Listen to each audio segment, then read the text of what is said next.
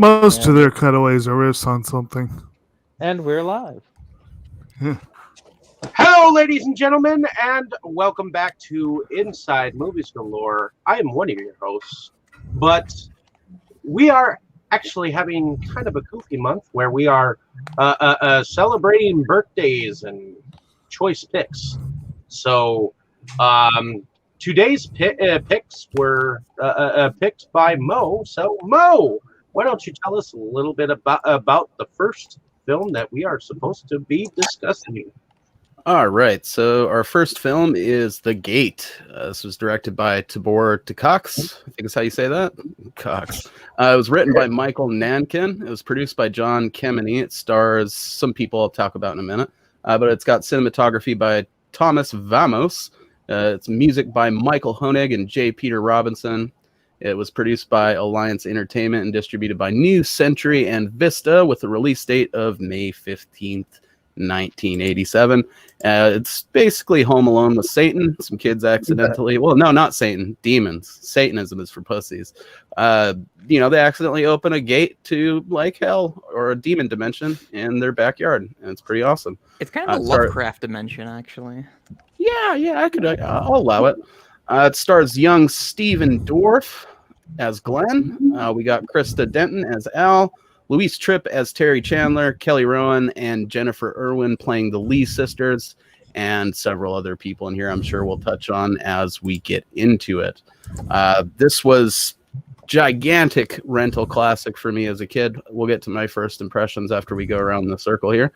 I guess, Brandon, is this your first time watching The Gate? And what were your initial first impressions? I had thought it was my first time, but I was wrong. Now, I did not see it back when I should have probably seen it. I saw it, Kim showed it to me because it was something that she watched when she was young. And she was like, oh, you've got to see this. It was on something. I don't remember what it was.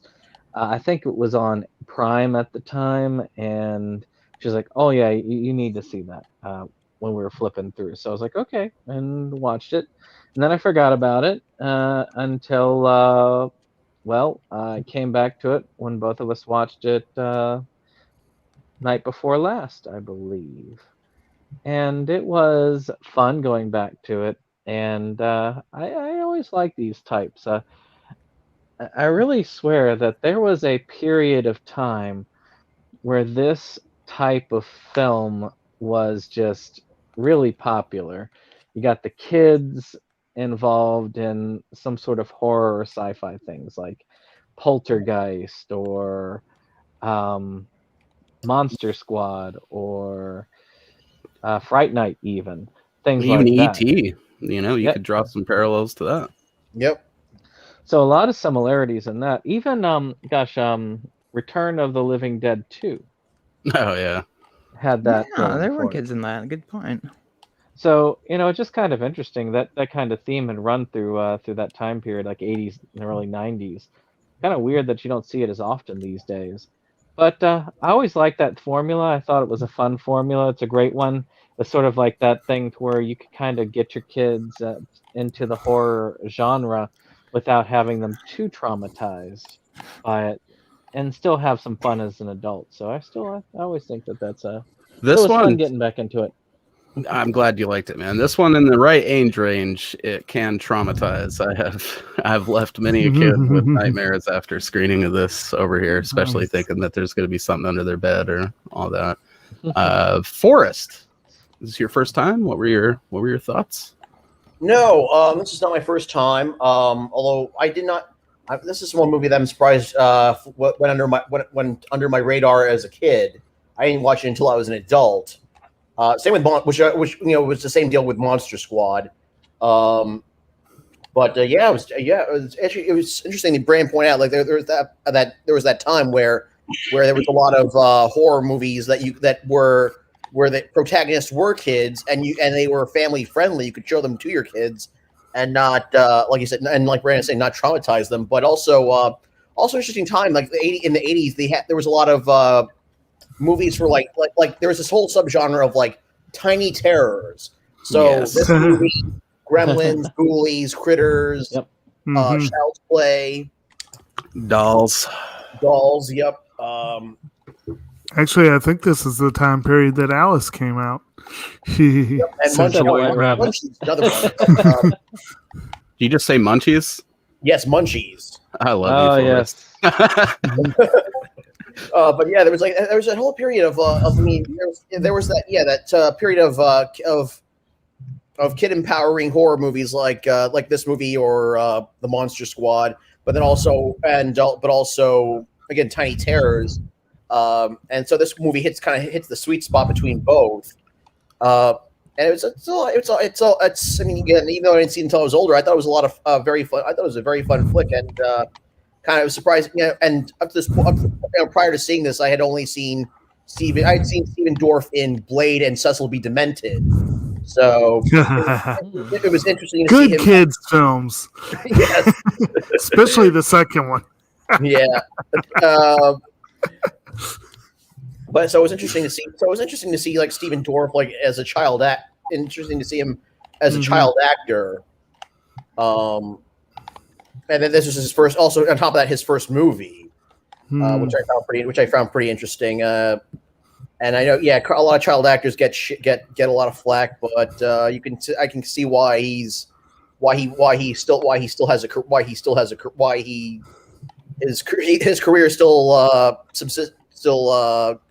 going to stay. Yeah. Yeah, I always grew up on this movie, so this is mainly what I remembered him from, and I, for one, was shocked to find out he later turned into a vampire and fought Wesley Snipes. It was turned into a fringe radical filmmaker. So, Jacob, I assume this was your first time seeing this film, yes? Yes, I'm correct, sir. This was not one I was familiar with growing up.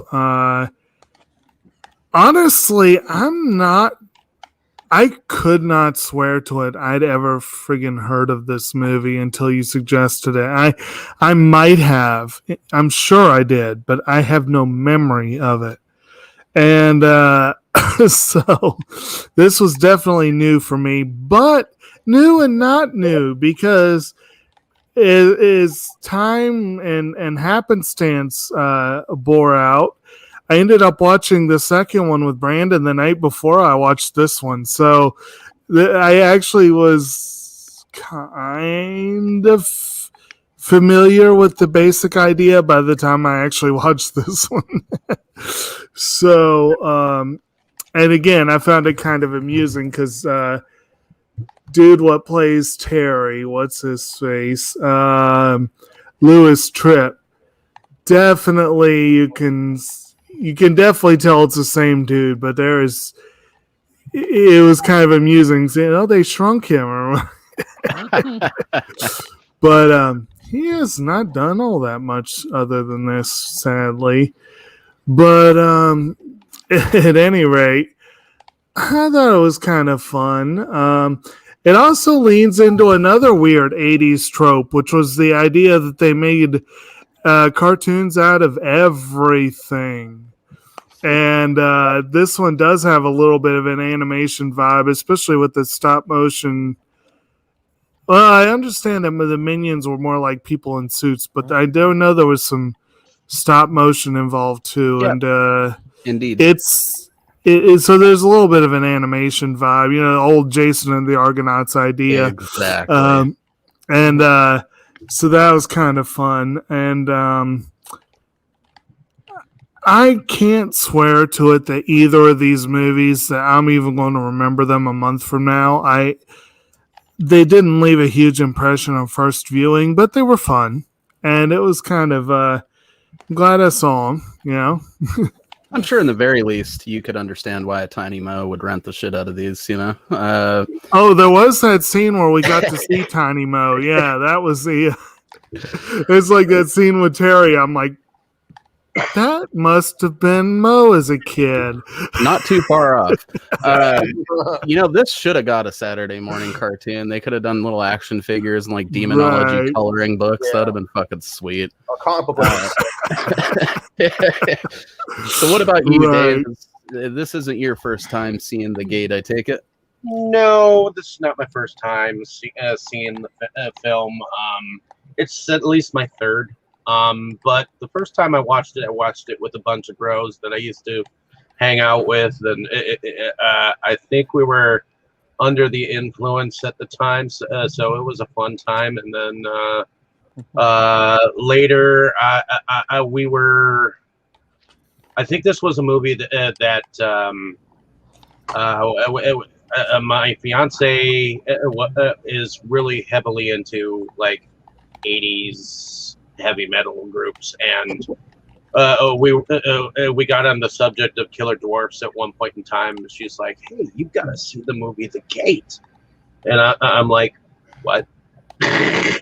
So we watched it, and I remembered it after I saw it, and it's kind of grown on me over time because I love the Ray Harryhausen ish like animation. The little guys were kind of cute, you know, and I got a kick out of them. I mean, they were somewhat lifelike. I mean, I wonder what it was like to get a bunch of Oompa Loompas into them suits, but I think they were full size. it was entertaining, and I thought that the idea of a hole in the middle of your backyard is a dimension to hell. That's an interesting concept. So, what kid wouldn't want to like explore the caverns of hell? You know? Yeah, I mean, it's, you know, they all came out of it okay. I imagine everyone needs a look hobby. back on it fondly. Had it happen to me. What about you, Roger? Is this your first time watching The Gate? Yes, I've heard of the title before. It's supposed to be an introduction why you shouldn't listen to devil, rock and roll music because you're going to be drawn to hell. But this is definitely my first time. I don't think this is my kind of movie. I did watch it though, and I appreciate the new opportunity to see something new. Okay, you just not like it because of the demonology aspect, or? Well, I have no problem with that. I had a hard time getting through I don't know. Sometimes those movies click with me, and sometimes they don't. It's just one of those kind of movies which, I just had to keep on watching it, and eventually the timer ran out. It was over. Oh, there you go. Fair enough. What about you, Dustin? The good news is it wasn't scary at all. It was not traumatized or scared by it or anything like that. So that's the good news about it. Oh, there you go. Are we done? You were going to say something there, Jake? I was just going to say, and I wonder if Roger agrees with me, but one thing I meant to mention for me is that both films, but I think particularly the first one, I feel like they're strangely structured. They definitely don't fit the usual. I don't feel like they follow the usual conventional structures. And for the first film in particular, that seems that might be to the film's detriment, because I think for over half the film, you really don't have any idea where it's going. I think the second one, they kind of set the stakes a little more clearly early on. But I don't know. Only 15 minutes into it, there's already awesome shit happening, and it's a different animal for sure, Right. We'll talk more about the flow of it as we get into it here, but definitely it is more of like a slice of life kids at home alone movie for the first like half to 2/3 of it, and then once it opens the floodgates on the craziness, it goes for broke. Dustin, is it your first time watching The Gate? I had never heard of this at all until Vestron Video put it out, and it was one of the movies where I bought it so that I could kind of finish the Vestron Video shelf because they're numbered, and I'm kind of a completionist. I'm only doing that with Vestron Video though, because the MVDs are like up to number 30, and I only have like 3 of them, and we're not doing that. If you started collecting the code reds, I think you would be the same that way too. Yeah, forget that. But anyway, so it was a movie that I went in completely blind on. I had somehow never heard of it before at all whatsoever. But people had told me it was good. Because I had seen some posts about it in the collector groups. And I was pretty happy with it when I first saw it. Like the first hour or so, it's kind of what's going on, sort of like that. Like I think I agree with the summary that it's hard to figure out where it's going because it's just kind of kids hanging out. But it really picks up when the creatures really start pouring out of the hole. Yep. Yeah. So I like this movie. I just kind of wish I'd maybe paid better attention like the last couple of times I saw it. Hey, it's always fun for a revisit, though, because it is just, especially that last portion of it, you could just lay some heavy metal over it and watch it on mute, and it's going to be fun. So, which I have done before several times. I have technically done that too, actually. The Vestron video. Yeah. The Vestron video comes with one of the commentary tracks is just the isolated score, so it's basically just the soundtrack playing over most of the movie. That's amazing that they thought to do that. That's great. I'm surprised you don't have that edition of this. Not yet. We were talking about that before you got here. Like if I'd seen it at Walmart, I'd have snagged it up because it's obviously its favorite of mine. But I just haven't ran up on it yet. So I think I'm just gonna go ahead and bite the bullet and order both of those Blu-rays. Just get it from Amazon. I've heard that some people are actually still getting the slipcover from Amazon. Brandon I got did, the didn't you? cover, yeah. Yeah. Yep. So Not I on think the I'm just second gonna one, pull but definitely on the. the first one if they have it. I don't know if the second one has one, does it? The second one does not have a slipcover. Yeah. So I think I'm just going to pull the trigger on both those when we're done with this tonight, because I've had the same VHS copies of this movie since I was like probably, I don't know, 17 or something like that. Whenever our video store switched over from VHS to DVD, they did a big sale, as video stores were wont to do. And I went in there and I got them each for like a nickel or something awesome like that. And a bunch of other cool movies. Razorback, It's Alive. Nice. Definitely left behind that copy of The Dead Hate the Living, but go ahead. I didn't have The Gate 2, so I had to get it from you guys to watch it for this. And I think I was surprised at how much I enjoyed The Gate 2. Like, I had a great time with it. So I think I'm actually going to pick it up, I think, later tonight. Totally should. I thought that the Shout Factory one was out of print, so I'd kind of given up on hoping to find it. But apparently it's still in production. And it came out in 2018 from them. I feel like these movies are they're like they're definitely cult classics, but they're not the most talked about ones, probably because they're not the most shocking movies ever. They're not like those. I would say that they're must-see movies for horror fans, especially if you were like a kid at the time when these movies were a bit newer. Oh, yeah. Because, even if you didn't see them back then, you can probably most likely appreciate that vibe. I think Brandon kind of got that. So I guess this is a good point for me to give my first impressions, and that's that I fucking loved this movie, dude. My parents used to just turn me loose in the horror section as a kid. I didn't really require the parental supervision that a lot of people did, so I was able to, just go in there, and my parents were fine with me renting whatever I thought the cover looked cool on. And it is hard to deny the cover of The Gate. Yeah. It's like one of the most metal images ever in 80s horror. It's a very memorable cover. Indeed. And so, I rented it, and it quickly became just a constant rental classic for me. Like I was telling all these boys before we started here, no joke, I probably rented this like once a month from the time I was 8 years old for many years afterwards, and then eventually bought those VHS copies from the same video store. So chances are those same copies are ones that I rented several times. A lot of good memories with it. It kind of struck all those chords for me, but by the time I saw it, I think I was like, probably 8 years old. So I had already seen like Harryhausen stuff at that point. So it hits all the marks with like the forced perspective and the stop motion. And then it's got the gross out effects. It's got little Terry being like a metal maniac. And it's almost got that plot that you could almost see as like, they could redo this as a Calvin and Hobbes strip and it would still be fun, like they just accidentally knock over the treehouse and summon demons, Shit. And it's just fun, man. I mean, it's one that I've shown to just about every younger relative that I have at some point over the years. You know, my little buddy Lance, my cousin, still brings it up when we hang out, watch movies.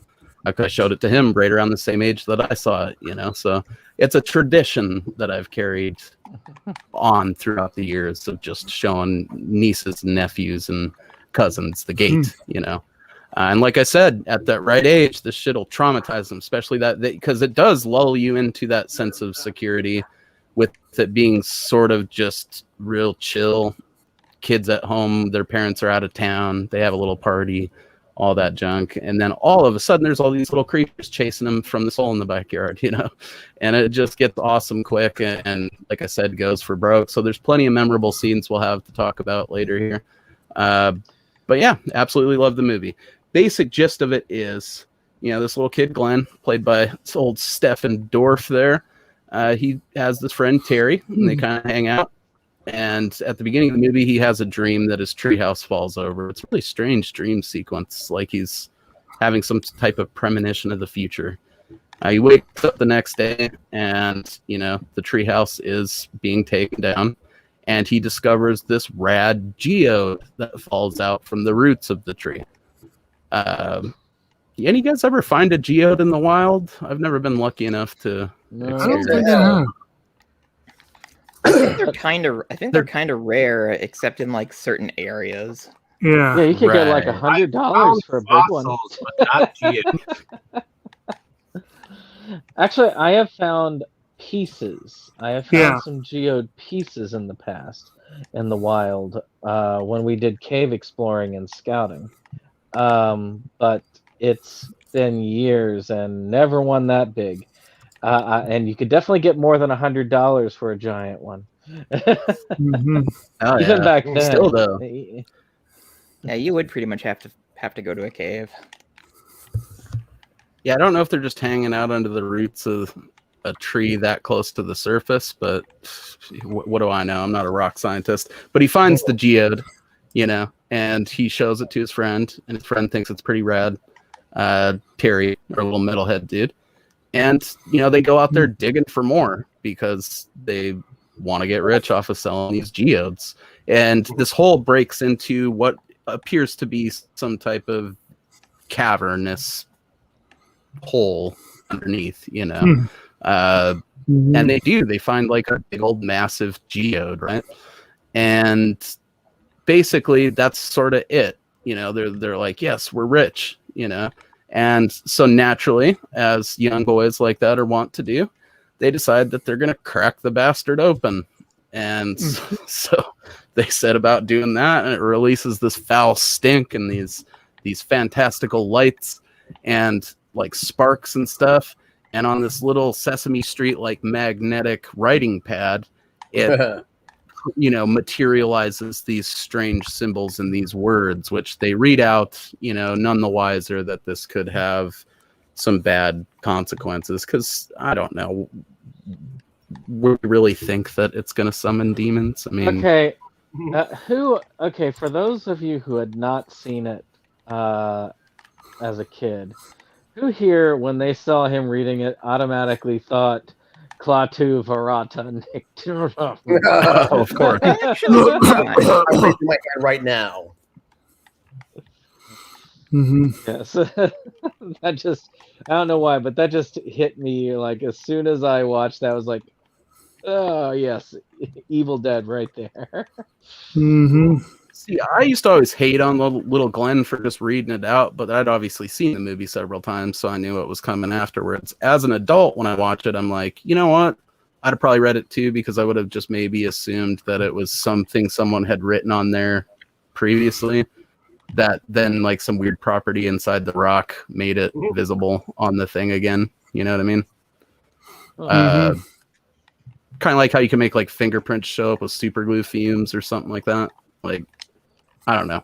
It made more sense to me this time through really thinking about it that he would just rattle off the words, because why wouldn't you? You know. And still, you know, they're none the wiser that anything has really gone on here. Meanwhile, the whole backdrop to our story is that these kids' parents have went out of town for the weekend. Doesn't specify really where they're going, I don't think, because who really cares? They're going out of town, and they convince, the parents to let them stay at the house and have the older sister, Al, babysit. She's 15. She's going to be 16 in 2 weeks. Yeah, 3 days. Little quick trip out of town, Little Glenn is grounded because him and fucking Terry dug a big ass hole in the backyard. I mean, Terry's fully rolling up the sod, which I thought was very considerate of him. Yeah. If we were doing that as kids, we wouldn't even have thought to do that shit. We would have just wrecked that sod. Especially because rolling sod is not an easy or quick thing to do. Not at all. I did it for a whole summer before, and it fucking sucks. I know that this is something that is a staple in a lot of these, is that the adults are stupid. But Yeah. who looked at that and said, okay, yes, I know they dug a little bit, but he got at least enough of a good look at that hole to know that there's no way in heck that they were going to be able to fill in that deep a hole with what dirt they dug up, nor could these two children dig that deep. I'd be like calling I'd be looking at that, and my first thought would be, oh crap, sinkhole. I better call the city right now to get that bastard filled in. Mm-hmm. Yeah, And but maybe- instead they're just like, you're fucking grounded. We're going on a small vacation. We'll see you guys on Monday. That's the easier option. Yeah, I'm honestly, I might have done it too. I might have dealt with that later. Just stay out of the backyard. All right. Instead, fill that hole in. They'll be doing a lot of work on that. Yeah, have to excavate the other half of the fucking yard to fill it in. So this sets up the whole, premise that it gives us an excuse for it to be a singular location horror film, because it really is. Other than Terry's bedroom, we don't ever see any other place other than Glenn's house, and it becomes a fixture in the second movie, which is awesome. But I don't know. I mean, I think it's innocent enough to dig for more geodes. You guys think you would have done that if you found the one, or you think you would have just been like, there's no way that there's more down there? My backyard was not the kind of place you could find fossils, and I used to dig for fossils all the time. Oh, yeah. I would have been completely unstoppable. I Well, if I found a found tooth that, in the yeah. yard once. Yeah. Yeah, we have a bunch of Indian arrowheads and stuff that my father used to find all the time on the property when I was We used to growing go up. pan for those at the river with my grandpa when we were kids. There's no like gold up here, I don't think, but definitely you could find those, or just different little pieces of like clay artifacts or something. I don't know. I was little. But yeah, basically, their parents are out of town. They found this geode. They crack it open. It makes these words that they read out loud. And it creates some activity in this hole that they're largely unaware of. Meanwhile, since the parents are out of town, of course, the older sister throws a sweet party. And it's your quintessential, or whatever you call it, 80s party where they have loud music and the host is mostly cleaning up instead of actually partying. And then they eventually tell spooky stories. I don't know if any of you guys remember like your older cousins or some shit hanging out and just telling scary stories. I think we're probably a lot of us in that last generation where we can remember that actually being a pastime. I mean, it's before I saw a lot of horror films as a kid, my cousins would like totally ape the plot lines to tell them to us as like scary stories. And it worked, man. I don't know. None of you guys ever had like a scary story session growing up? Oh yeah. Maybe when I went to camp. Yeah, probably. Not we really, told those- actually. I didn't really know any. I didn't really know anybody. So Yeah, it happened. That's a bummer, man. I grew up with a lot of older cousins, that were like, right around Al's age when I was probably right around Glenn and Terry's age. So it was the perfect time to have that kind of stuff go on, Yeah, I lived. Most of my cousins lived far away from me, and none of them were close in age to me. So didn't really have that relationship growing up. Oh, Well, it's a I good was time, an Eagle I'll tell you. Scout, so most of my camping, we did a lot of camping when I was growing up. No camping for me either. Oh, you guys tell some good scary stories out there when you were doing that scout camping? You know what's weird is I don't remember any of them, but I know they did. Jeez. Yes. I- Well, that's good. I know that when I was growing up, when my grandparents lived out up north, we used to go tobogganing, and there was this tobogganing a place that we went to one summer, and they told us a bunch of scary stories while we were out in the area, I guess. And that's when I heard about the story of Mabel's Grable. What? Not familiar with that one, but I am very familiar with terrifying small children because if you do it in the right environment, I was kind of ruthless about it. I had my little cousin Jimmy convinced that there's werewolves in the woods behind her house for like 3 years. I got in pretty serious trouble for that at some point there. Get fucked, He- Jimmy. Yeah, he was traumatized, dude. He could not be out in our backyard alone because he thought he was gonna get snatched into the woods. Good times. But yeah, they're telling their scary stories, and then again, as teenagers were wont to do at the time, they're either gonna bust out a Ouija board or try to fucking levitate a little kid, and so that's what they do to Glenn. And this is kind of the first indication that something weird might be proper happening, because they're fully able to levitate little Glenn up there, and he breaks the ceiling light and then flies across the room and pulls another light out of the wall, probably really realistically doing like a solid $100 worth of damage that they're going to have to explain to their parents. But as we'll see by the end of this movie, that's the tip of the iceberg. It's a slight bit of damage compared to what happens. Yeah. So what did you guys think initially with the levitation scene? Do you think it was just an illusion gone wrong, or did you think the gate was actually having some influence on it? Well, I loved it. Well, since the gate was called the gate, I assumed that it had to do something with the demonic, the gate people. So I liked how they did it. I know that a lot of the comments were about like it was too slow at the beginning, but I thought that it was really good in how it did those things, because it was little things, and it was always just these small things that they were doing to try and just show you little areas like the levitation, just enough to show you, yes, something is off here. Yeah. And I like how they do that, because it ramps it up and it builds the expectation for what's to come. So when it hits the fan, you're ready for it. You've seen all the clues, you know what's going to happen.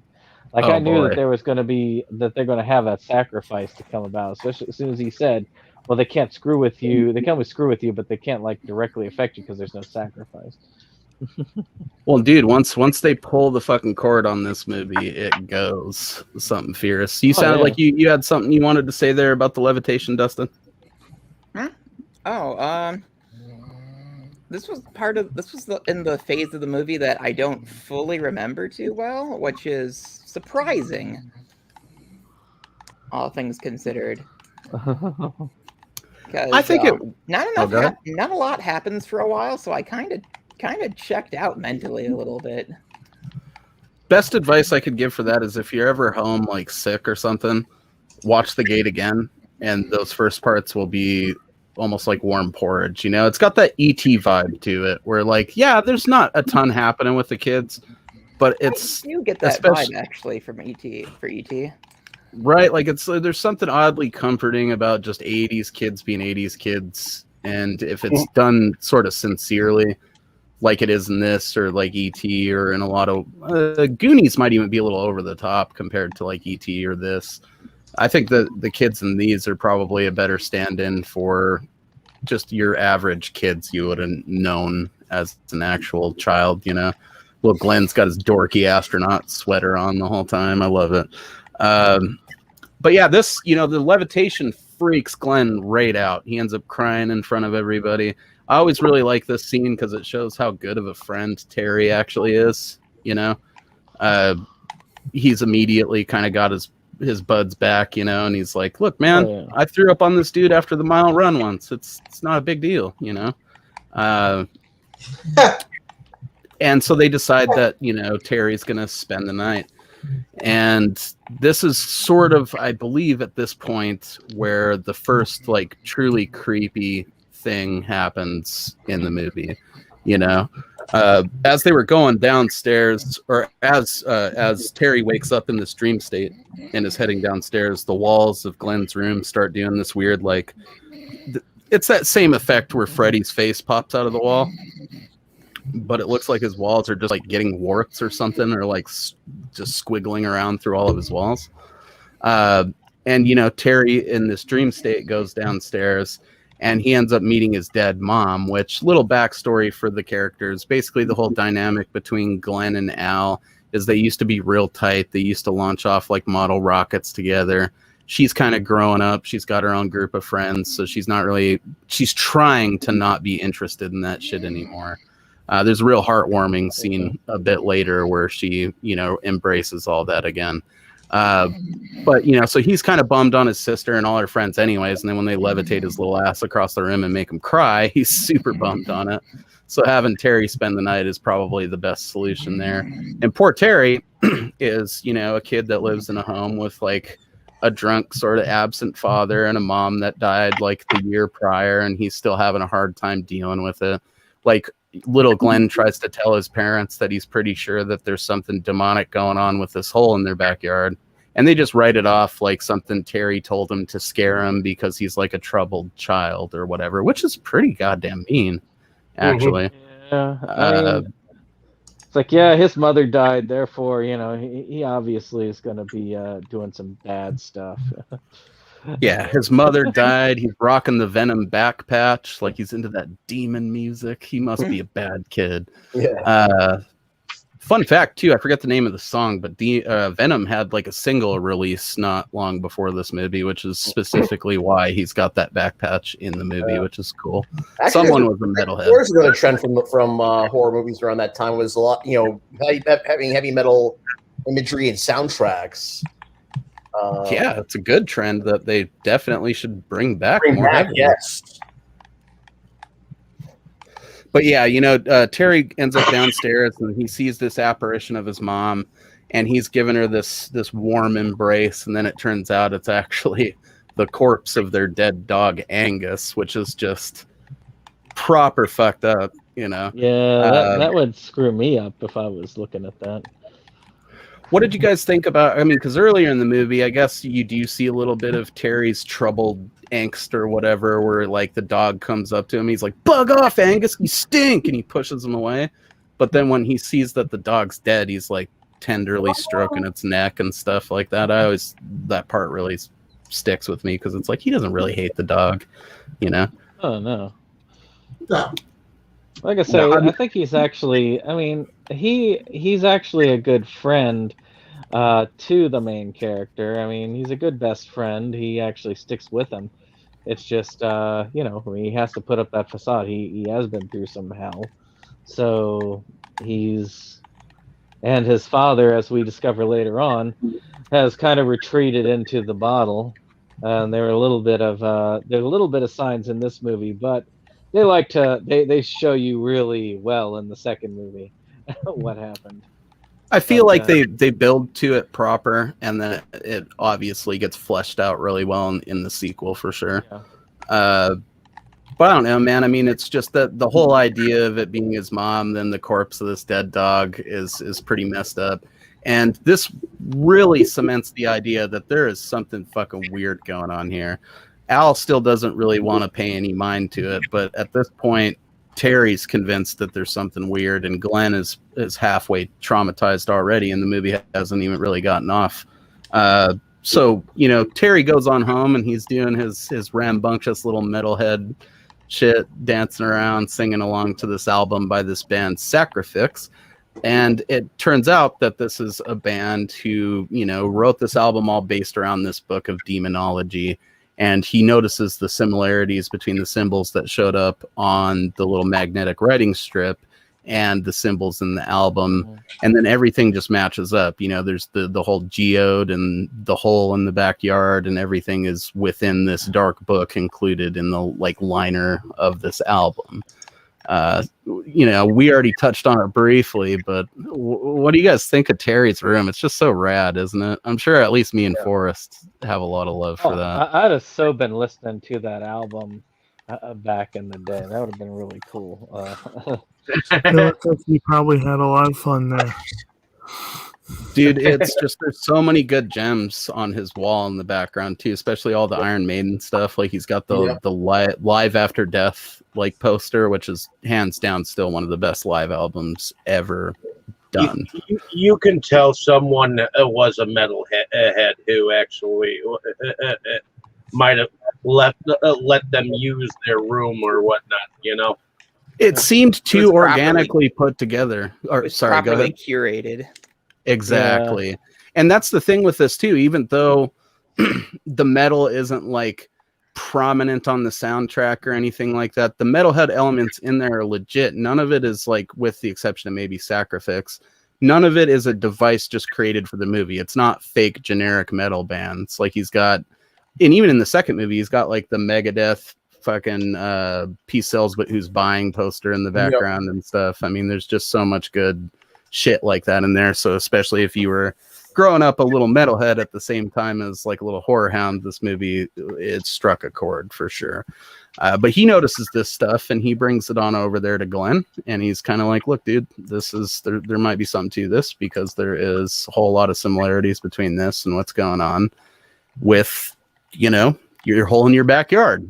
We kind of accidentally skipped over the part where also when they were first looking for the geodes, Glenn had like got a sliver and it made him bleed, and he like pulled the sliver out or whatever. So there was like all the elements for them to accidentally summon these demons came into place.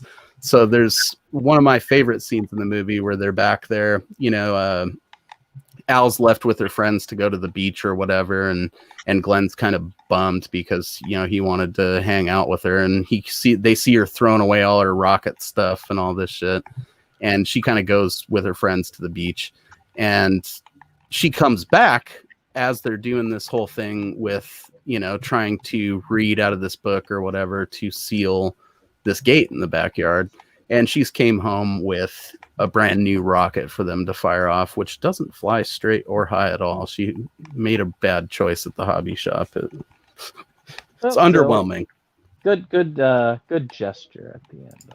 Yes, it always warms my heart a little bit because she's still into it clearly, and as we find out later, she did save like the massive rocket that she had got him to launch. And another favorite part of it, when he finds her throwing away the rockets, is where he's like, yeah, I burnt a hole in the roof, and it totally shows that he like mangled the roof with a rocket. So his parents told him he couldn't do it without supervision anymore. And Terry's just like, well, I'll supervise, you know, what's the problem? Love it. I had a question to those of you people, Jacob and Roger, who are more squeamish. When he got that thing like stuck in his hand and had to pull it out, I don't know, that made me a little bit squeamish, but not a lot, just a little. Did y'all feel squeamish at all? No, For sure. Jacob, you're on mute if you didn't. Yeah, I definitely did, dude. But I don't deal with splinters well. Even yeah, it's just like that thing, kind of like. I can get like cut open, but if I have a splinter, it just bugs me out. I have to almost usually have some type of help to get it out. It sounds lame, but you know, what can you do? I may have squinted the first time I saw it, but now that I've seen it a couple of times, it like doesn't faze me. So. Oh yeah.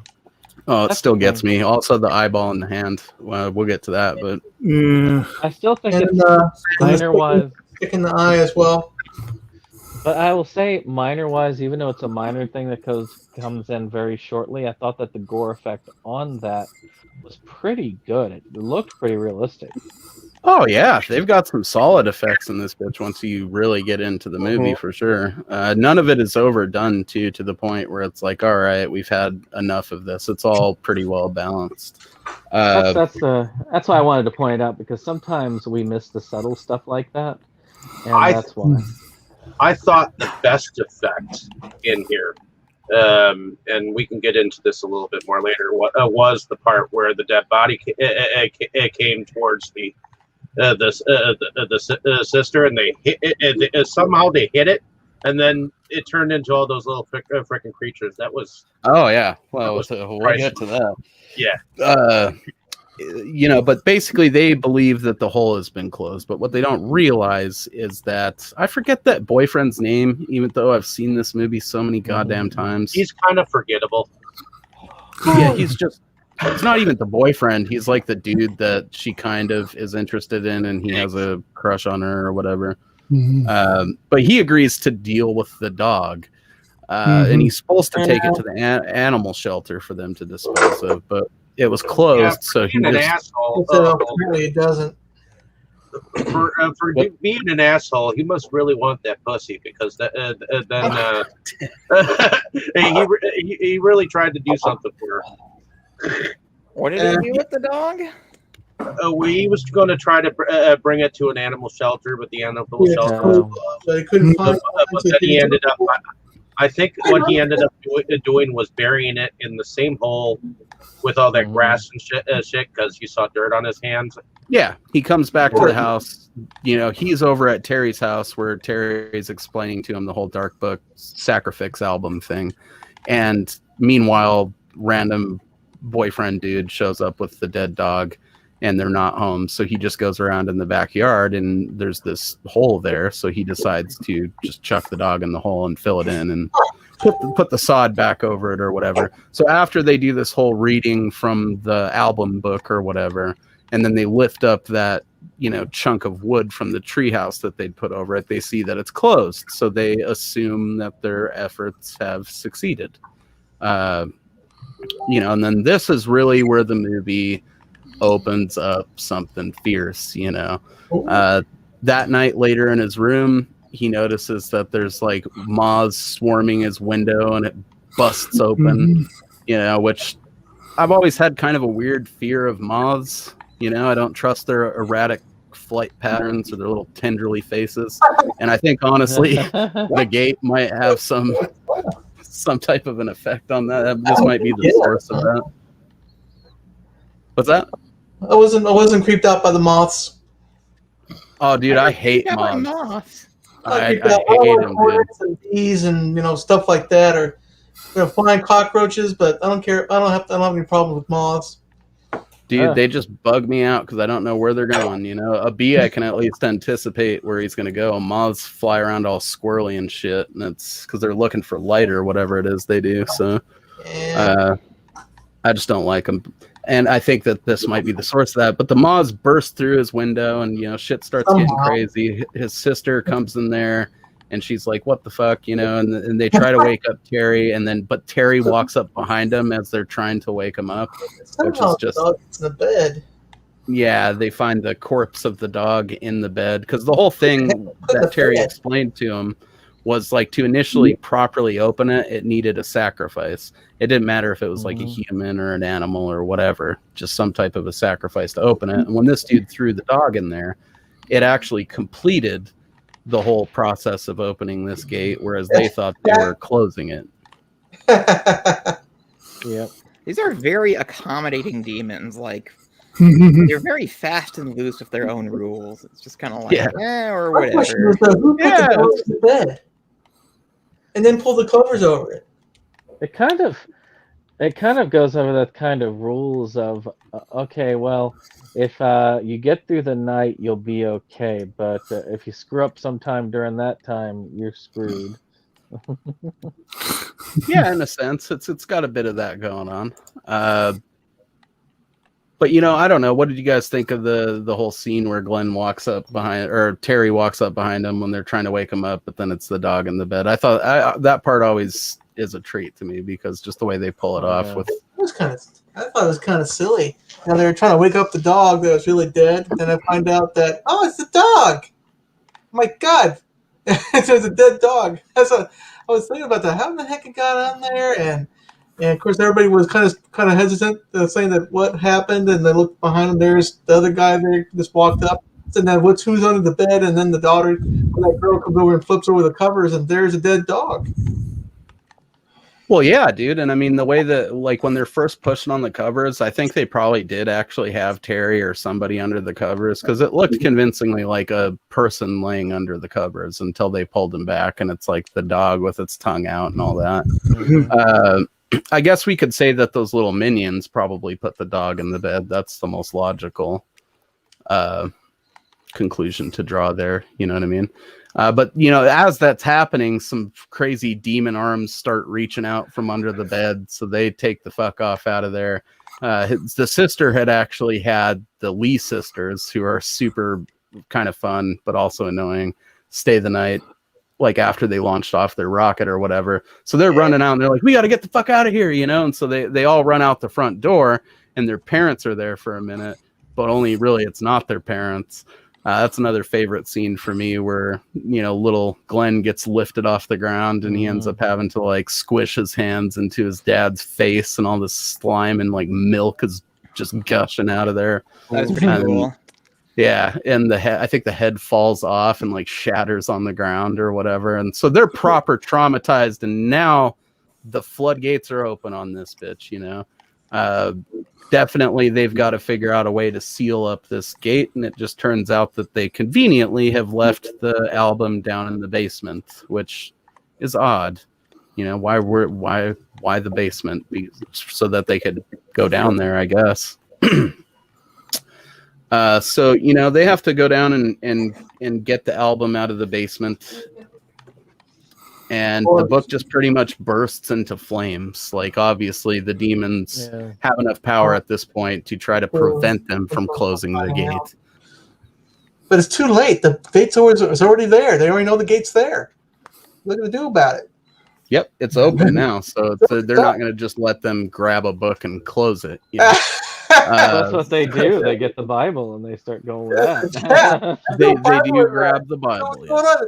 Let's just read some passages. It's not working. Let's throw the Bible in there. Yeah, let's throw the Bible in there. Poof. Now, I think it needs to be pointed out that Terry has his shit surprisingly together through this movie. Like, one of my favorite scenes is where they're all going back out after they decide to read the Bible. And his flashlight's shaking a little bit for sure. Like, he's scared, but he's still kind of being humorous and, like, not really letting it get to him too much, because he's still putting on that tough guy sort of thing, you know. And then he's the one who reads off all the passages. I mean, it's kind of his deal. And basically, he ends up falling into the hole and getting bit, I believe, at this point, doesn't he? Yep. Yeah. Okay. Sorry, I had to find it in my notes there. So he falls down in there, and that's another favorite scene too, where he's down in there and that little minion comes up to him, and there is that moment almost where it's like, oh, he's kind of cute, you know, and then the other one comes around the corner and just bites his ass. I can't believe it. He's just the little dude come up to him and then starts biting him. Then he stomps the dude. Dude, I love their reaction too after he stomps it. Like, they all stop for a minute and they're freaking out, like looking at the one on the ground, like, he killed Steve, you know. But he ends up, dude, that whole scene is tense too. And again, just testament to how together Terry has his shit. Like, as they're fishing him out of the hole, he has the presence of mind to be like, dude, stop reading that goddamn Bible, you're making them mad, you know. I don't know why that part always cracks me up. Making them mad. Yeah. I'm still down in here. You're gonna seal this bitch with me down in here. And then he gets back up there and has the genius idea to just chuck the whole entire goddamn Bible down into the hole. Massive explosion happens, and it appears that the hole is sealed. Yeah, that hole. I love that their reaction to all of this is like, well, we're pretty wired now, so let's just go watch TV. Well, yeah, and they totally forgot about how in the very beginning they were telling each other that there was a dead guy in their house. Oh, the worker, yeah, that Terry made just, up or whatever. Yeah, he just made that story up. I mean, the demons utilized that to their advantage. Story. I don't think it was actually. It actually happened supposedly in the story. No. When like at some point there, Terry says, I think maybe right as it bursts out of there, that he's like, I just made it up. You know? Yeah. Like it was just a thing I made up to scare you. It's a quick little line, but he's like, holy shit. They use their fears against them. It's a very similar. Reminds me of a movie and one that's kind of forgotten too. Probably should get a Vestron release called The Fear. Has a Good one. I think like Vinegar a wooden Syndrome doll, has that actually. and I have a hard time wanting to get rid of my DVD because it's one of those ones that has the yellow case, which is a very rare thing. Does the Fear have a guy whose face looks like it's made of wood? Yeah, it's like a wooden dummy. Yeah. Yeah, Vinegar Syndrome released that. Okay. Well, yeah, that one. It kind of reminds me of that because basically the creature takes on whatever form scares the individual the most. Well, and since we've already brought it up, let me just say that zombie looks pretty fucking spectacular, in my opinion. I don't know if I'm alone there, but It's a good zombie. It is. And it comes out of left field. It's like, who the hell is that guy? I think Well, yeah, he said out just loud. breaks out of the fucking wall, and they're like, ah! Well, and that's one of those moments where the slower pacing of the first portion of the movie kind of works in its favor, in that you'd be forgiven if you kind of forgot that Terry told him about that. You know, because it's just something that he mentions to his parents over like breakfast. That Terry said that there was a worker that had died while they were building their house, and they sealed him up in the walls. And honestly, pretty badass. Can't help but think that either that's a running gag throughout horror history, or they kind of sort of were inspired somewhat by it with Stir of Echoes, because it's just too similar to me that the girls in the walls of the house that wasn't finished yet or whatever. But yeah, super rad zombie comes out, drags poor little Terry away. It's important to note that Glenn is a bit of a bitch when it comes to saving his friend right there. And I mean, I can understand it. They're little kids, you know. Big scary zombie that Terry had already traumatized him with prior to the events of the movie actually bursts out of the wall, which that is kind of a sweet thing to do to your friend. Like, tell him that there's a dead guy in the walls of his house. And then there he is. Who doesn't say that? And then the movie gets a little bonkers because what does Al pick up to stab him with? The Barbie doll. Freaking Barbie leg. Oh yeah, when he goes up, when it, like, you know, shit just starts getting nuts. There's all the like an insane amount of those little minions just swarming the place, and she's holding the door closed. She tells little Glenn to run down and get their dad's gun, which Terry was playing with earlier in the movie. And then my favorite part of that whole scene is how he unzips the gun case and Terry's inside the gun case and just latches onto him with those mouse teeth. And she fully stabs him in the eyeball with the Barbie doll. That little squeal that he makes when she's stabbing him too always like kind of makes my skin crawl. Well, and she also kind of comes, or is it her or Glenn that throws the ghetto blaster at the zombie? That's probably one of the only parts of this whole sequence that's a bit cheese, like the way that the boombox hits him in the face, and just I don't know, you can really tell that it's not a person in a suit at that point. Which, why would you chuck a boombox at a stuntman's face, you know?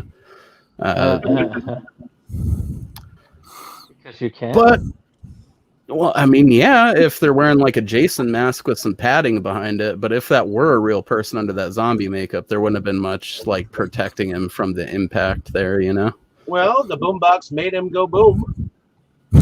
Hey, and this was, you know, the 80s, so that technology was relatively sturdy. I'm sure that boombox still worked just fine after they were done chucking it at that zombie. But, you know, basically at this point, once Terry's gone and the zombie bursts through into the closet again and ends up grabbing Al and pulling her away to wherever it's taking these guys, to the other side, as they called it in the second movie there. You know, Glenn basically realizes that, you know, this represents the two sacrifices, the two human sacrifices they needed once the gate was opened to just unleash hell on Earth. And I don't know about you guys, but the way that gate looks when it's spilling out all this fucking evil into the sky, I absolutely love it, man. It's I'm a black sure tornado. That was a cool effect. That was my Yeah. that was great. Oh yeah. it's metal as fuck. Like it is just getting nuts, you know. I think it's right around this point, isn't it, that he realizes that, like, you know, Terry had told him earlier in the movie that the way to properly kill the things was to use something that's power was born of light and love or whatever. So throughout the whole movie, he, you know, or earlier in the movie, he discovers that his sister had actually kept this massive rocket that she had bought with the intention of firing it off with him. I forget the name they use for it now. Like Thunderbolt or something? I Yeah, can't remember. the Thunderbolt, I think, is exactly the name of it. Yeah. So he pretty much just, you know, realizes that, oh shit, this might actually work to seal this up. So he goes and like has to retrieve the Thunderbolt, which is a pretty harrowing scene in and of itself. Like, you know, their house is proper fucked up at this point in the movie because, you know, staircases are falling down and little Glenn's like had to crawl up into his room there and try to. It's just as fucked up as the Jumanji house. So damn close, you know. So basically, he realizes that this rocket is the key. So he retrieves the rocket, and right around this time, we get our absolute like showpiece of the movie, which is this giant Harryhausen style like mega demon thing that comes out of the hole. I especially love that part where all of the little minions are flooding up out of the hole once it breaks open in like the middle of his house. And then they're just like worshiping around it. Yeah, they're just cheering like, fuck yeah, you know, shit's about to get real. And this big ass, just gnarly looking demon monster comes out of there. It's a well done creature, man. And the stop motion is not half bad on it. I actually miss a lot of the stop motion that they used in movies. It was, I mean, they don't use it anymore as an effect, but I always liked it because the way that stop motion moves, the kind of jerkiness and unreality of the movement really does prove to set you off. Indeed. I'll always be a huge fan of it. That's why I like especially the Full Moon stuff back when David Allen was still alive, because he did some masterful stop motion. And I like to think that he would have been a fan of a lot of this stuff here in this sequence of the movie. But yeah, big old creature is there, and he's having a hard time lighting the fuse because this is back in the day of model rockets where like you know, an auto launch system was a novelty. See, when I grew up doing them, that was standard. You didn't light fuses with them. It was either Yeah, the I rockets actually, or the chemistry sets. I actually did model rockets in 4-H like that. And when I saw him trying to like light a match with the rocket, I was like, "What are you doing, kid?" Because when I started doing it, that was like completely unheard of. Like you would not no fire involved ever. Like no wonder they thought he needed supervision. Purely electric ignition with a button. Well, it's like that thing, that auto launcher that he has. It spells it all out. Like no failed starts, nothing like that. You know. No cumbersome fuses or flame to deal with. I love how he has this moment of batteries not included, you know? Yeah. It's classic. And he whips out those big-ass fat D batteries out of the thing, which I think by the time I was doing them, they maybe took, what is it, double A's? Mine took double A's. Yeah. I had an Estes one. Yeah, Estes is the shit. I'm going to start getting into that again. This movie has definitely inspired it because I see our comic shop has a hobby section that just sells a bunch of those Estes rockets. And I've been tempted, but after watching this again, it's like, yeah, that's got to go down. Because it is just fun launching a rocket into the sky. Or into a demon, as turns out to be the case here. But this is the point. You gotta have a big field to do it in, though. We got a great viewpoint over here that's like huge, couple 100 yards in each direction of just cement and then nothing to burn down around it, you know. So you got to be able to retrieve it, so you need to be able to go where it lands. Yeah, indeed. In this point, you know, like basically the one part of this that always bothers me is he's like trying to launch the rocket before the demon's even right there. Like, what does he think's going to happen? He's just going to launch the rocket. And love and light is going to spread all over the place, and I think he was going to just fire it into the hole and see if it closes it like the Bible. He had it like pointed at the ceiling. I don't know. Little Glenn wasn't exactly thinking all this through. I like where he sees the creature and he just kind of freezes for a while. He just like doesn't know what to do anymore. It is kind of understandable, though, in that at this point, all the way up to this point, they've dealt with relatively small creatures or a zombie, and then all of a sudden there's like half a kaiju in your house, huge, menacing thing, and it's like, well, now what? Exactly, and he is just about to get his composure, I think, when this thing grabs him up and kind of lays a hand on his head and then just drops him and disappears. And I think that's actually the point where it goes back down into the hole, and he's got the eyeball on his hand and shit, and like that whole black tornado thing starts coming out of the gate. Mm-hmm. And the one part that I've never understood about this whole sequence of the movie is where he goes back into his room and the moths are back alive in the jar, even though they had suffocated at some point. Which is a good sort of like way to point out how even though Glenn maybe is a little bit more normal in some sense than Terry, because there's the whole point where Terry's putting the moths in the jar and he's like, hey man, that's cruel. Like, who wants to see how long they live without air? But then he doesn't free the moths. He just keeps the jar on his thing. So he is a bit of a follower, I think. And they are demon moths. I suppose, yeah. But they're back alive, and that's where he just finally says, like, fuck it, bring him back. Like, I'm not just gonna let you take the shit. And he stabs the eyeball in his hand, and this pisses that demon off something fierce, and it comes back up there, and I think it gives him a good thrashing, like it shakes him around a little bit with some sweet stop motion, and then he fires the rocket like right into its chest and blows it to smithereens.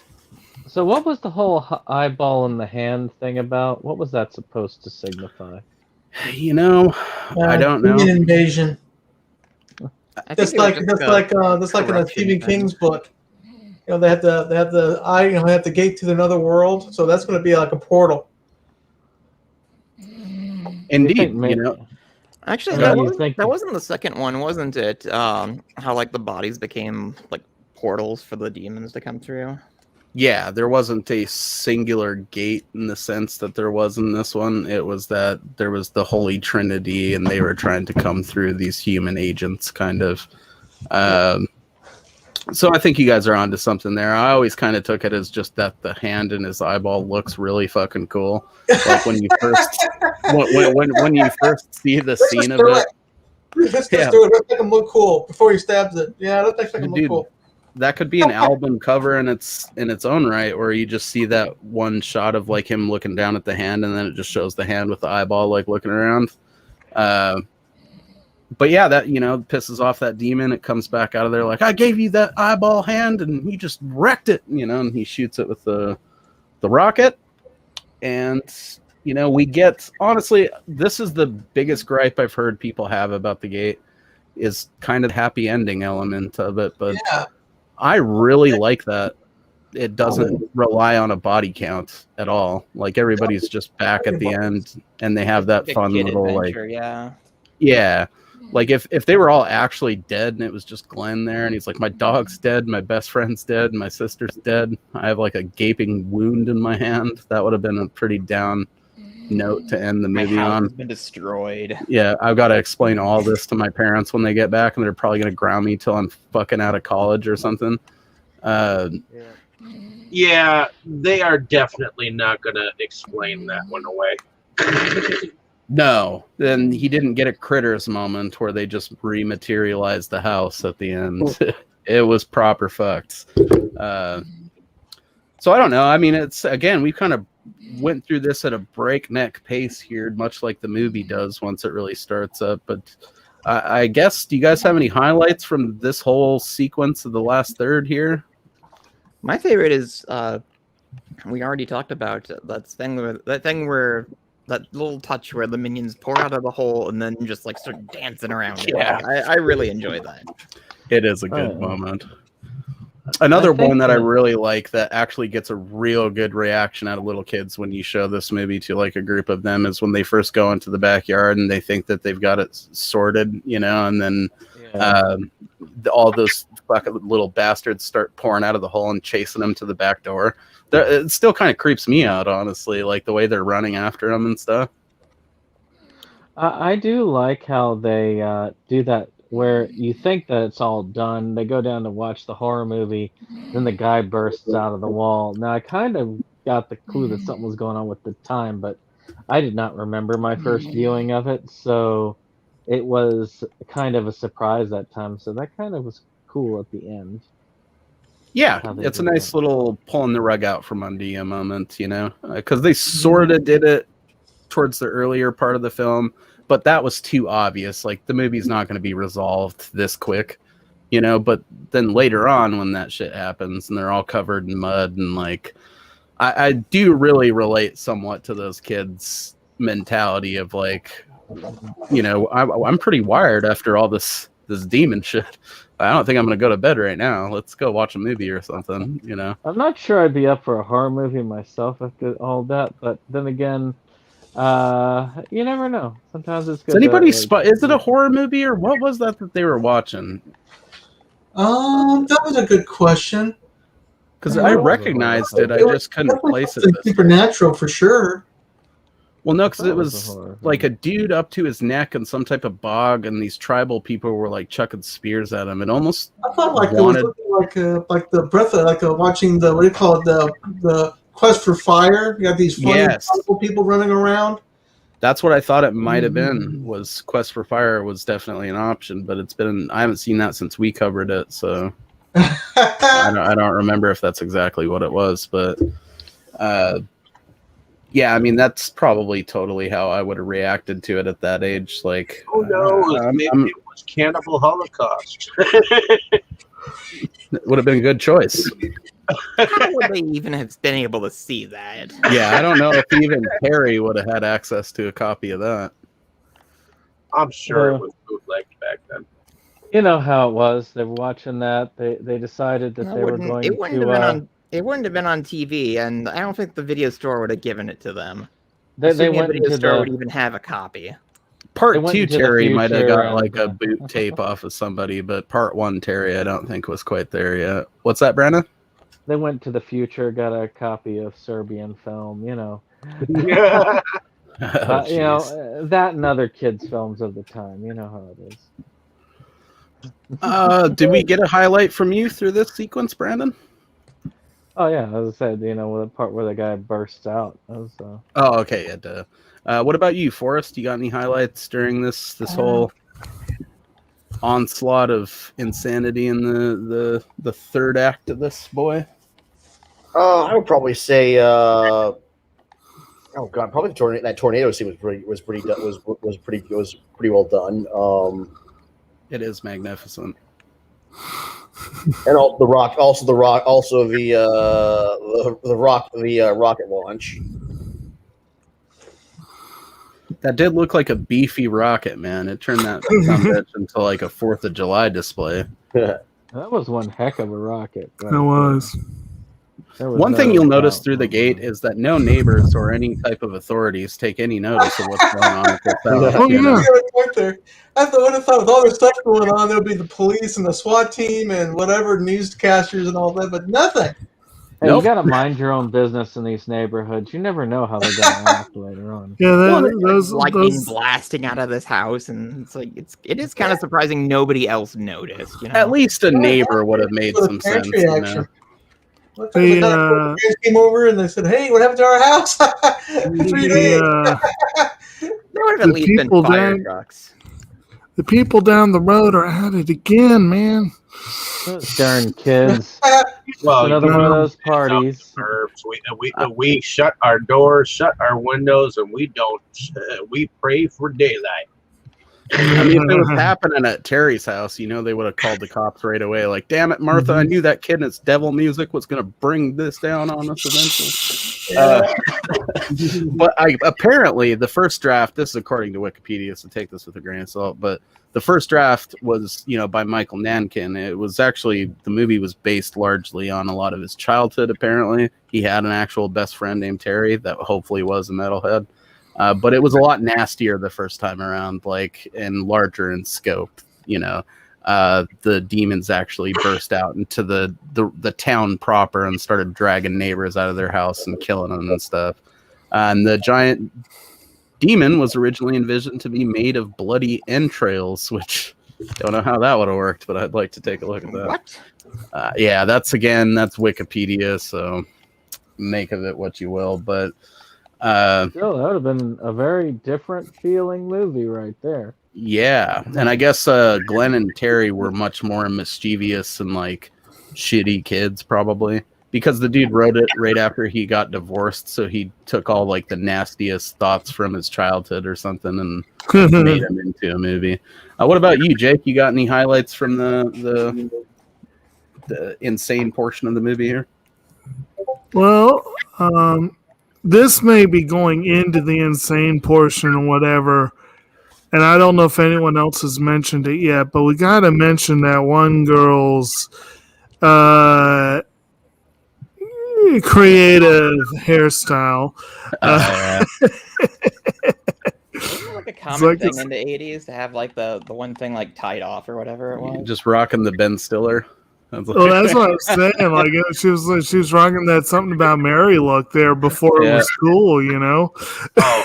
It's like, but see, I don't know if we were late to the game in Canada where I was growing up at the time, but my sister always did like the paper towel roll bangs, where it was like the swooping bangs, you know. And then she had those big hoop earrings and shit. That was like all the rage at the time. Yeah. I never saw anything quite that springy and spiky, though. The 80s and 90s were a very odd time for fashion and so on. Well, I was still living in like rural Canada at the time, shortly before this time period, so it was like 1986 to like 1994, you know. And a lot. I think my cousins and my sister were like out of date, probably pretty fiercely at that point, you know. But yeah, you know, you see a lot of that in 80s movies, like some wild ass hairdos on what seemed to be normal kids. So I don't think it was just a punk thing at a certain point there. It was like widespread. Yes. What about you, David? You got a highlight from the third act here? I would have to say my favorite. I don't know why, but there's the part where the minions are like breaking open the door that the sister is like holding, and when they get out and she's downstairs, there's the one that just is creeping over the stairs. So there's something I like about the eyes on that damn thing. It's just so damn. Are you talking about that point where they're down like by the door and it's looking through the slats of like the banister at them? Yeah, there's something that shit's about creepy. The eyes. It's so damn cute. I mean, it is. It's cute and creepy in equal measure, you know. I have to give a shout out to the part where the zombie ended up being like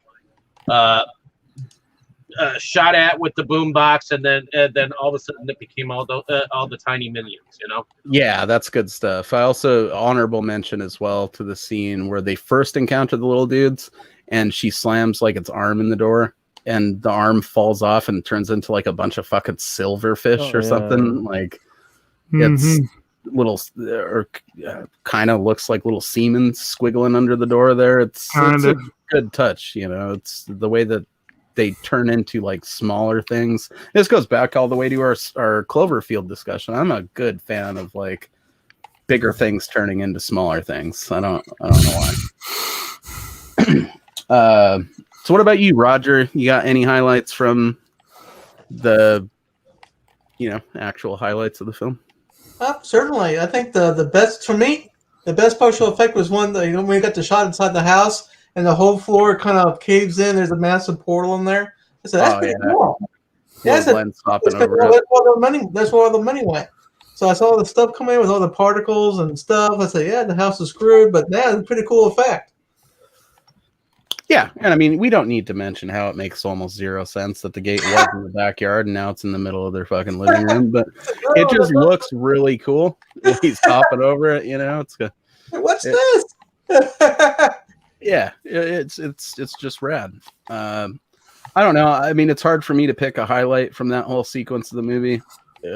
My favorite scenes of the movie, well, we'll get to that, but through that sequence, I mean, it's kind of a tie for me between the disgusting part where he like digs in his dad's face and then the head shatters on the ground. Like, you guys know me well enough to know that I'm going to like that.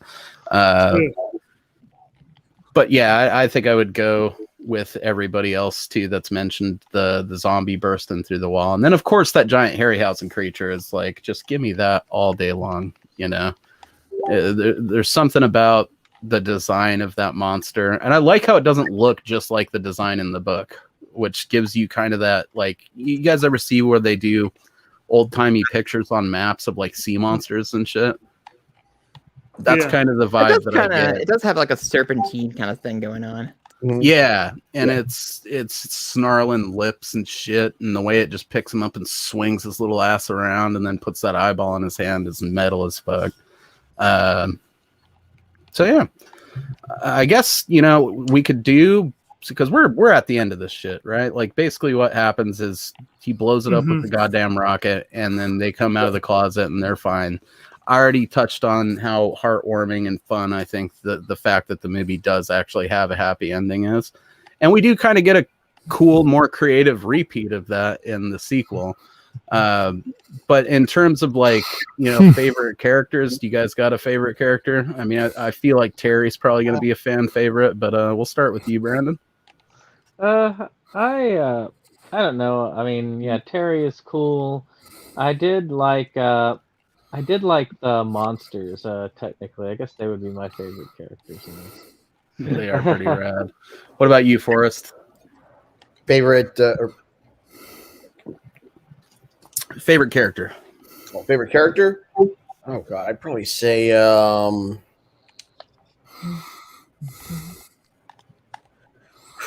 probably see Terry. Yes, same. What about you, Jake? Anybody stand out to you as like particularly likable? Well, I mean, I like Al, and of course I like the minions. They're a lot of fun, but I think Terry's probably favorite overall. Not for nothing, little Steven Dorff does a good job of being like just your plain 80s horror movie kid too, I gotta admit, he did not impress me much in this movie. I just felt like the kid was, he was just kind of there, and everyone else was the one that added more flavor to the film. Like, what's the well, that's 80s movie science, dude. He's got to be a bitch till like the end, Yeah, like, yeah. What about you, Dave? I would have to go with Terry. Terry is my man. I mean, he's sporting the Killer Dwarfs jacket, which was pretty flaming hot off the market at the time. I mean, the cut-off jean jacket, Well, dude, and Killer Dwarves is still a deep cut. Like, that's not... They were never exactly a huge band of the era. I definitely discovered them because of this movie. And, so did I. One you guys should check out. Killer Dwarves, they were known for having like a good irreverent sense of humor. So I think a lot of you guys that maybe aren't in like seriously into metal of the era would probably still dig some Killer Dwarves. What about you, Roger? You got a favorite character there, buddy? I probably have to be in the extreme minority here. I found that none of the characters really stood out to me. I just didn't find anybody that really could relate to. Sorry about that, buddy. I don't forgive you. No, I'm just kidding. You're good. You're good, buddy. Get punished. we'll handle that later. What about you, Dustin? You got a favorite character? Probably our big creature, actually. It's such a memorable, like, I saw this a couple of years ago when I first saw this a couple of years ago when I picked up the Blu-ray, and pretty much the only thing I remembered is the large demon creature. So He is memorable. I think I'd have to make that my favorite character. Another moment that worthy album cover in its own right is just that first like scene, that wide shot of him out of the hole in the center of the house. There's several moments in both these movies that could have been album covers on their own. The finale of Gate 2 has more than one, actually. So yeah, I don't know. What do you guys think of? I guess we'll just blast through soundtrack and effects real quick. What do you guys think of the general effects in here? You think they were all executed pretty good? Yeah, I think they're pretty good for a low budget horror flick. Mm-hmm. What were you gonna say? This looks like it actually has a budget. Yeah. Yeah. Most of the effects are very convincing. Like there isn't really anything that doesn't hold up, in my opinion. Everything was done well enough that I can't see any scenes. You know what I mean? The only part, and I'll touch on it once more, is when the boombox hits that zombie's face, and it's just, I get it. It might have been kind of hard to simulate actual impact on what for sure was an inanimate object, like in the model of it that they hit with the boombox, because you could tell that it's just like an armature that gets bonked with the boombox, but it's a split second, so it's hard to really hold that against the effects as a whole. Well, and I don't even know if that's an effect. That's just physics working against us. Well, now that you mention it, I suppose when the big demon picks the kid up, you can tell that it's like a dummy being held by the stop motion creature for like a couple of frames. But it's pretty quick and doesn't really take anything away from the scene. Yeah, they don't hold on any of the stuff or those moments. Really, only those two moments that were somewhat unconvincing for long enough for it to be like that I could really gripe about it. Like you have to be paying it, you have to be watching for it. Right. I don't know. Anybody else got any thoughts on this? Well, I mean, like, good. What? I was saying the gore effects I still say were interesting and well done. Like I say, a lot of the subtle pieces were really good. For sure. I mean, it's really, that's the magic of the Gate and what compensates for the fact that it actually has zero. It's the only horror movie I think I can think of offhand that the body count is it's actually less than zero because Angus comes back to life at the end of the movie. Yeah. So it's +1 is the body count of the Gate. But the effects and all the way that whole last third of the movie gets insane kind of makes up for the fact that no one actually dies, No. Nope.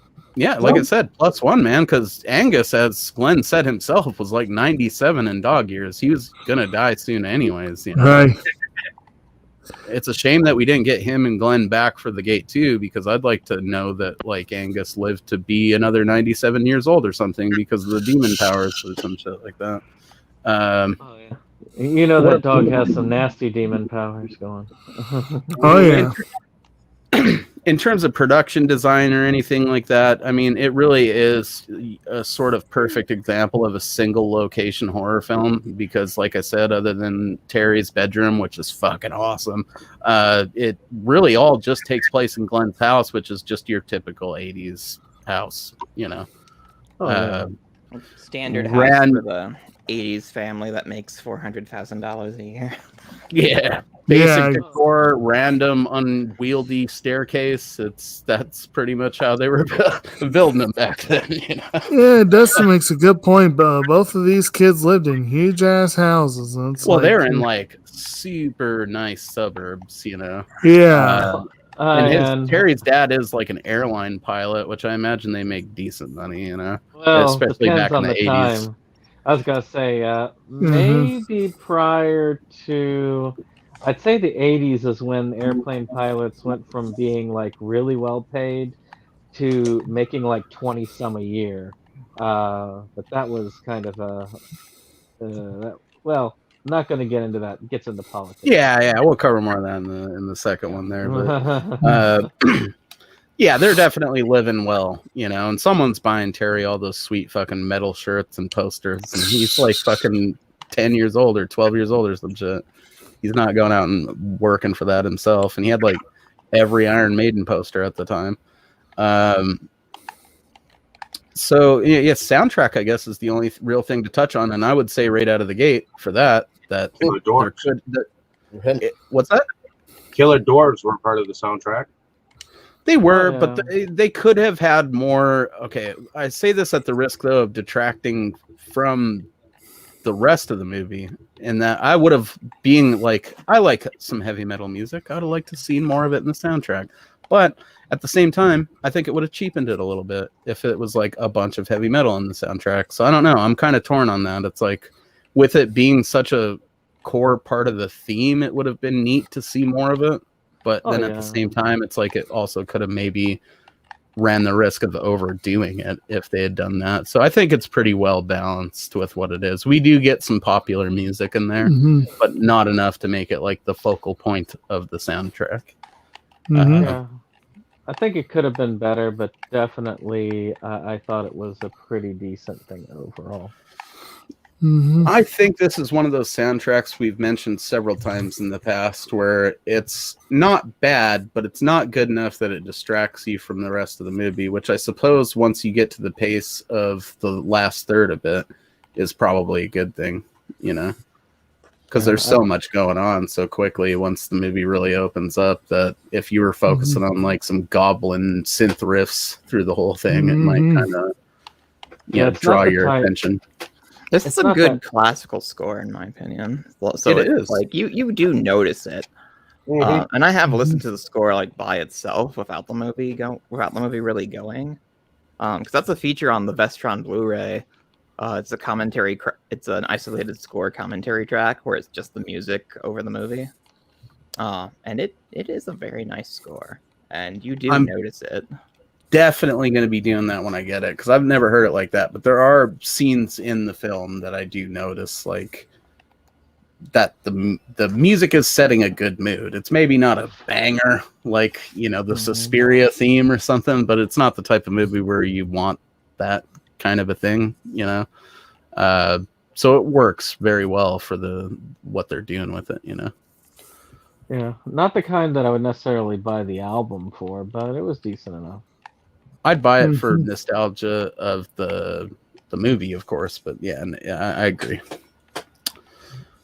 So yeah, I think that about does it for the first gate here, unless anybody else has got anything they want to add in terms of closing statements. I'd probably say what I've always said about this movie is that it's just a killer, really solid 80s horror flick that you can watch with your family. It's not too offensive or over the top or violent that you couldn't show it to a group of kids and like have to feel guilty about it afterwards. And it's got replay value for days, man, because just the way that whole third portion of it really unloads on you is pretty much always enjoyable. I don't know. Indeed. Anybody else got anything they want to add before we hand this over to Dave to close it out? No, I think we've hit it all. Nope. Yeah, I think we did a good job. And I think we'll do our outros on the next one. Indeed. So get out there and watch The Gate. It's available free like everywhere. Gate 2, it's going to take some doing. So actually, Roger, did you get to see Gate 2? Unfortunately, I ran out of time on that one. So if you want, why don't you get your outro in so that you can get that, and then that'll be the end for you tonight. It'll be the end for you tonight. Yeah. Go fall into the gate. Yeah, into the pit. Oh, Brandon. Okay, well, my name is Roger. I run Animazing Collection Company. It's a small Facebook group that specializes in large scale anime, manga, and figure collecting. I also am the proud holder of the Super Grand Grid Array, which is my pride and joy collection of my anime. And I plan to have the largest anime collection in Florida, if not now, maybe a little bit later. So I'm really looking forward to that. Thank you all for helping me join in on this particular conversation. Thank you for joining, even though you didn't really dig the movie, dude. That does mean a lot, you know. It's you were willing to give it a shot, and that's what counts. There we You go, know? man. And At the end of the- go ahead, Okay. please. No, I was gonna say at the end of the day, this is just all about getting people to try movies. At least for me. That's So it's if that happened, this was already a success, even if you weren't like super hyped on it. Yeah. So thanks. Oh, Cheers, buddy. it was a pleasure. In any case, join us on our next episode as we go on and go and do the sequel. So.